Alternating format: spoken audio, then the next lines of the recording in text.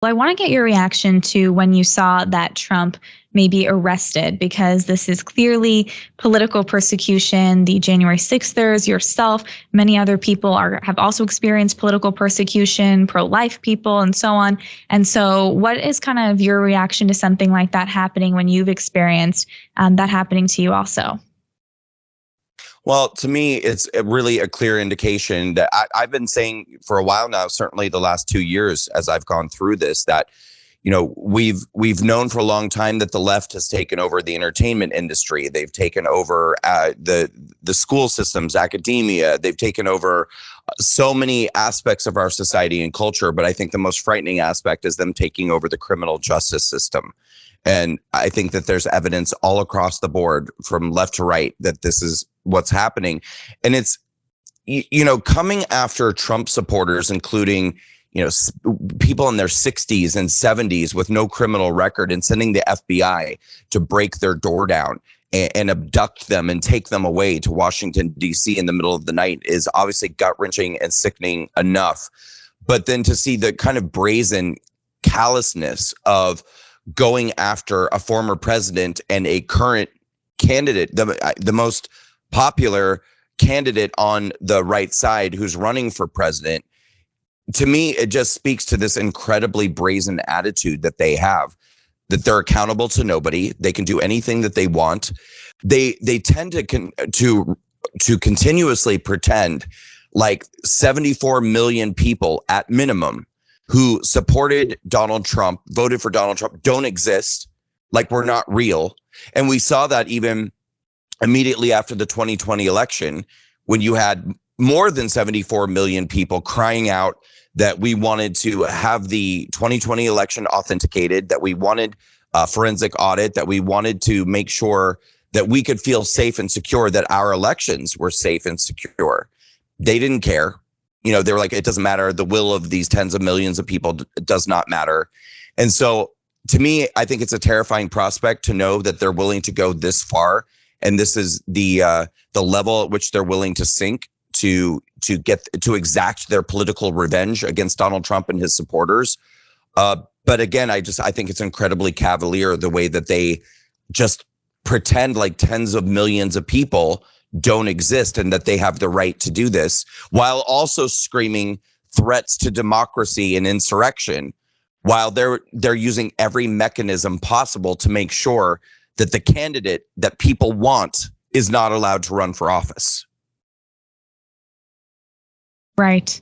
Yes, and that is frightening, because the criminal justice system has so much power over people's lives. It has the power to lock them up, to do all these things to them. I wanted to ask you a little bit about the January 6th footage. We saw a little bit of it when Tucker released it, but we saw small portions. Do you think that the rest of the footage will be released, and why do you think that has not happened? That's not the question I was expecting you to ask, but it's a better question. I don't know. I don't know. It does kind of feel at times like they're playing games now. It seemed like they were making this very bold proclamation that the footage would be released to the public, that we'd all be allowed to see it, that it would be out there. Then it kind of walked back to, well, we're giving it to Tucker, and Tucker's going to kind of blow the lid off of this thing. And then Tucker ended up doing a couple of episodes on it, and it does feel like it's been backed off of at this point. And then the last I had heard, once again, the proclamation had been made that it was going to be released to the public. I haven't verified that. I don't know if it's true, but I know that I haven't heard much more from it. And my worst fear was that after the Tucker expose about this footage, that the energy that was surrounding it, that people on the right were finally beginning to stand up, get angry, speak out, become enraged, push back, that energy would begin to dissolve if people didn't stay on top of it and keep it on the front burner right in front of people's faces. And I do feel like that started to happen. We're not hearing much about the January 6th footage anymore. We're not hearing much about the January 6th defendants anymore. And what Tucker showed is a drop in the bucket to what is actually going on in Washington, D.C., what's actually going on in these cases. I've tried very hard to be an outspoken advocate for what I went through and what so many other people are going through. But, I'm up against the world on this because there's very few examples, your father being one of them, of people who have been willing to actually tell the story and actually highlight what's going on with January 6th, what's going on in this country. But I mean, largely the right-wing media is running away from it, doesn't want to talk about it. Anybody who's caught up in it has kind of been made to just sort of disappear. And it's a terrible situation and a terrible position to be in because, even if we were to just focus on my story for a moment, we're talking about somebody who didn't enter the building, didn't engage in any violence, but I'm being treated like a domestic terrorist and I'm being treated like some sort of violent anarchist and, having my life stomped out by the federal government, the left-wing media, Democrat politicians, big tech, et cetera, more than that. And my story should be a cautionary tale for every American because you don't have to have committed a heinous crime to have the government come after you. That's the whole point. I wouldn't be sitting here right now talking to you if I had gone to the Capitol on January 6th with a baseball bat and decided to start slugging out some windows, and bashing police officers on the head. But that's not what happened, although that's what it is being almost portrayed as happened. And I guess my point here is for anybody, on our side of the aisle or on the other side or in between, who's thinking to themselves, well, I'm safe because, I never would have gone to the Capitol and I never would have done this and I never would have done that.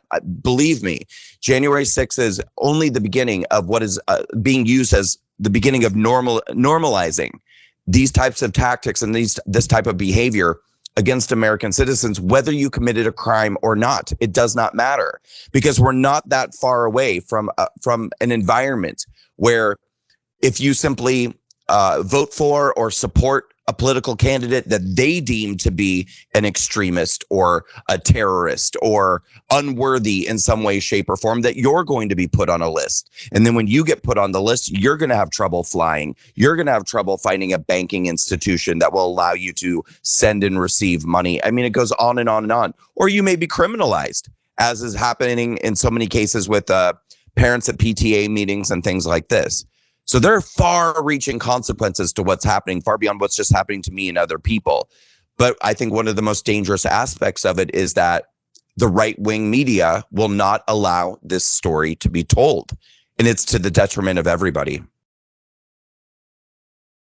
Yeah, it's crazy because having that footage would be so valuable to the defendants and it would be so valuable to the outside world to see what occurred because like you said, there's a different narrative being painted by the left than what actually happened. And even from the small pieces that Tucker shared, you can clearly see that was blowing the lid off the narrative about January 6th. And I think the fact that I kind of saw it initially as he got the scoop, like Kevin McCarthy was giving him the scoop, this exclusive, and he was going to release it first. But then later, other journalists would also have, the ability to report on the video.